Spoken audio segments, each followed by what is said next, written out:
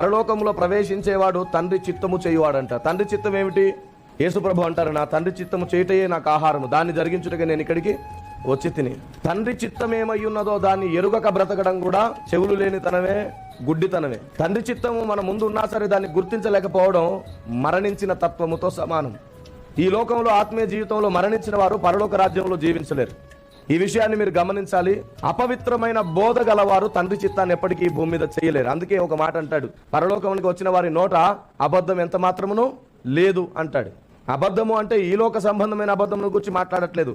యజబేల్ అనే దురాత్మ కల్పించిన అబద్ధములు వారి నోట లేవు అంటే దీని అర్థం ఏమిటంటే ఎత్తబడక మునిపే సంఘం సర్వసత్యం అయిపోతుంది.